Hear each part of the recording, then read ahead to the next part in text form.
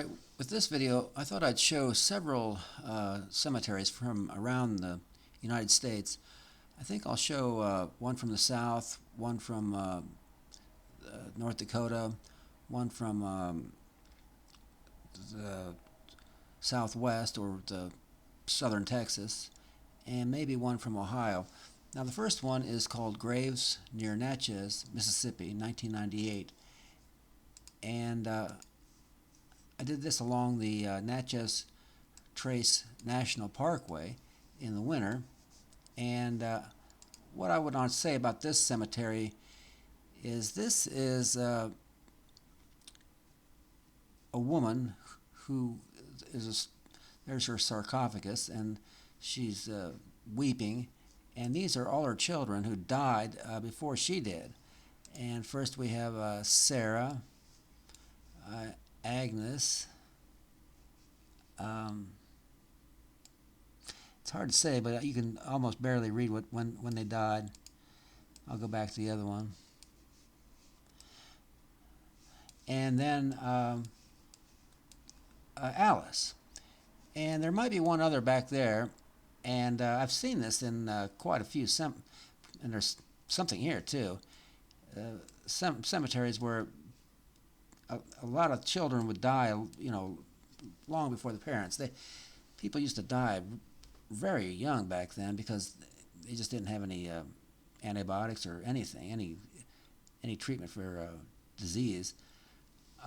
So this was kind of a sad situation, but it is, kind of I guess moody. I think it worked out well doing it in the winter.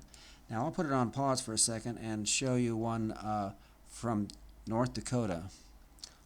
All right, this is St. Joseph Cemetery near Glen Ullin, North Dakota, 2002.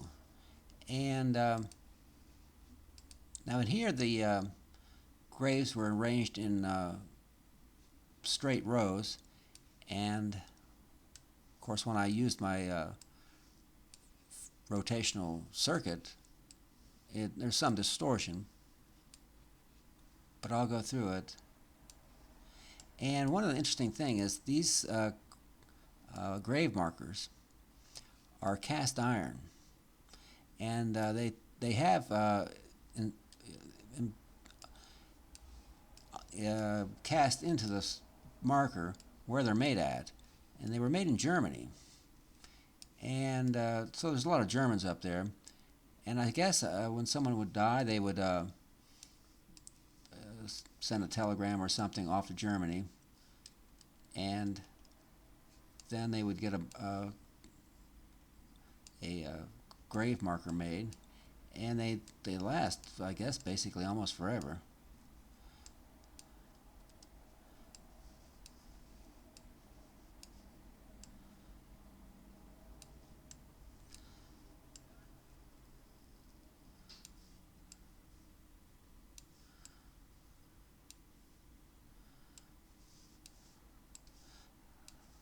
I'll zoom out here so you get an overall view of the... Okay, now what I'm going to do is show you another cemetery from down in southern Texas near Presidio. Okay, this is titled Cemetery near Presidio, Texas, number 2, 1999. This is the only one that I really print, though. I did another one. And I'm looking basically south, and Rio Grande's down there somewhere, so this may be Mexico. It's right near the border. And I'm going to show you some details from this unusual little graveyard. And one of the things is, of course, they make their own, they just come out there and just make these things themselves, but a lot of times they just take plumbing parts and make crosses and things out of them. Here's one. Just went down to Home Depot and got some 1-inch pipe and made a cross out of it. See a lot of these things.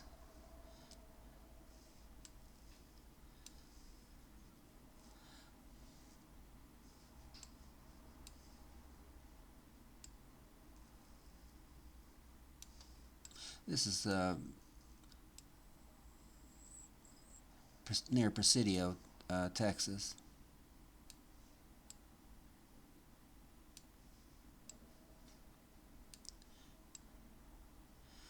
And I bet you that's the shadow of my camera there.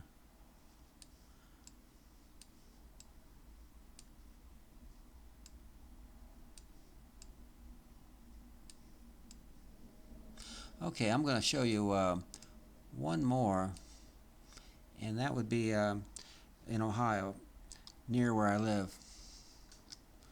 Okay, this is Foster Chapel Cemetery near Plain City, Ohio, 2018. And it's about 50 miles from where I live at. And I drove by this many times, and finally I decided to photograph it. I had to pick just the right time of the year to do it. I decided to do it in the winter. I waited for an overcast day, and this is common for a older Ohio cemetery. You can read some of the stones.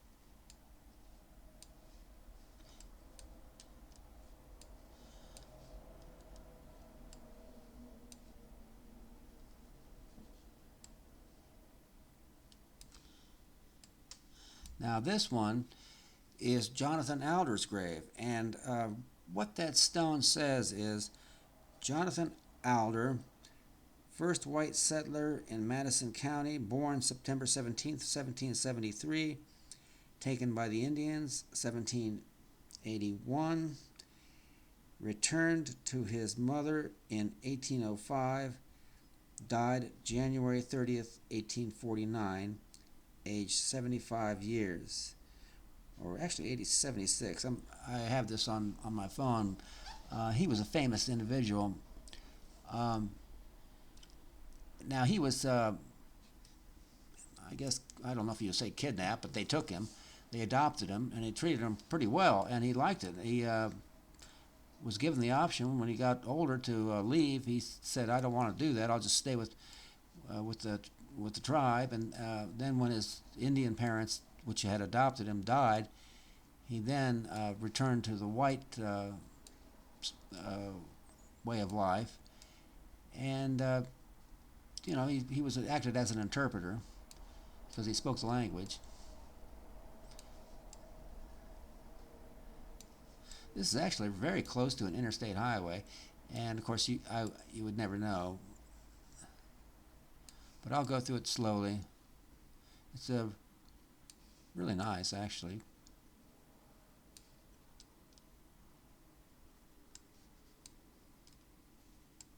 Some pretty old ones. This person died 1812.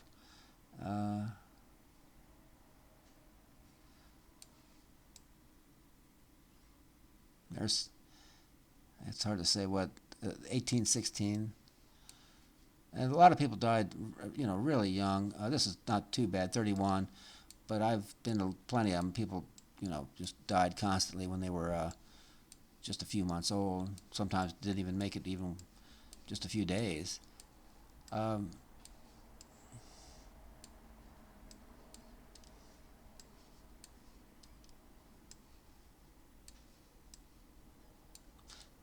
She died in 1859. 30 years. Born August 27th, 1829, and died May 26th.